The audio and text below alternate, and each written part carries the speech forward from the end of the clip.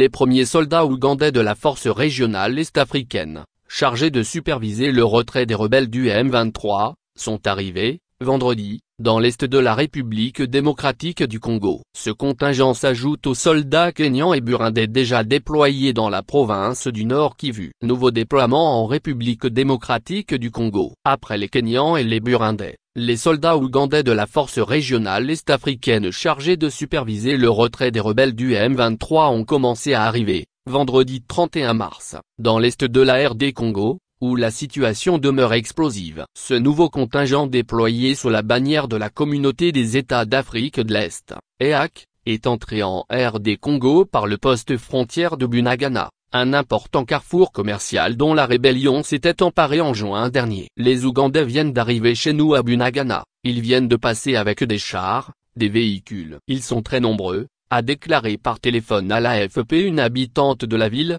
située à environ 70 km au nord-est de Goma, chef-lieu de la province du Nord Kivu. Le commandant kényan de la force de l'EAC, le général Jeff Nyaga, a précisé à Goma que ce contingent ougandais comptait 1000 hommes. Ils sont entrés ce matin, a-t-il déclaré, ajoutant qu'il devrait atteindre à terme un effectif de 2000 hommes.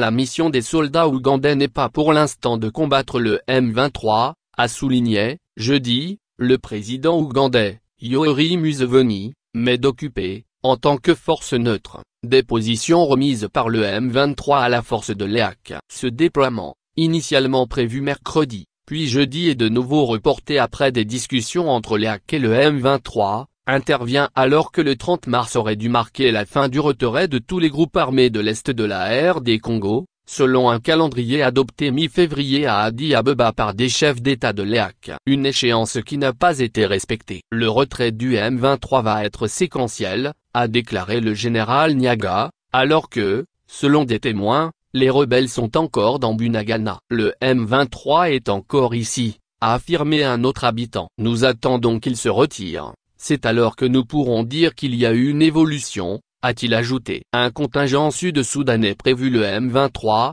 rébellion majoritairement Tutsi qui s'est emparée depuis un an de vastes pans de territoire du Nord Kivu, avec le soutien du Rwanda selon des experts de l'ONU, a annoncé son retrait de certaines localités, mais ces annonces ont été qualifiées de diversion par l'armée congolaise. Un cessez-le-feu aurait par ailleurs dû entrer en vigueur le 7 mars mais, encore une fois, n'a pas non plus été respecté. Il n'y a pas eu récemment de combat d'ampleur entre l'armée congolaise, les FARDC, et les rebelles, mais des affrontements sont régulièrement signalés, impliquant le plus souvent des groupes armés s'érigeant en patriotes face au M23. Les soldats ougandais doivent se déployer dans plusieurs localités du territoire de Rutshuru. Dans le même territoire sont positionnés depuis fin 2022 des soldats kenyans de la force de l'EAC, qui se sont vite vus reprocher par la population de ne pas contraindre les rebelles à se retirer mais plutôt de cohabiter avec eux. À leur arrivée, les Congolais avaient compris que leur mandat devait être offensif, ce qui n'a pas été le cas.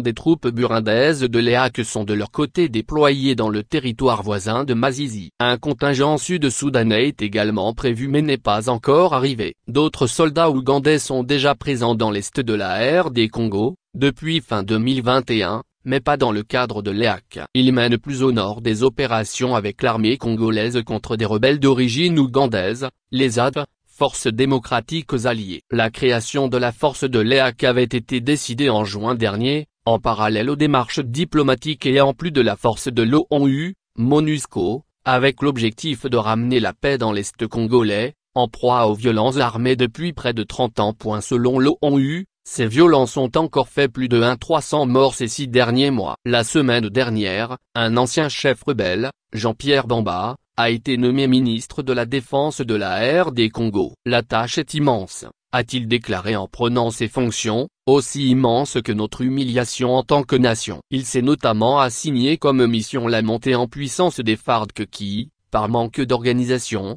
de moyens, de professionnalisme, selon des experts, se sont montrés incapables jusqu'à présent de stopper l'avancée rebelle.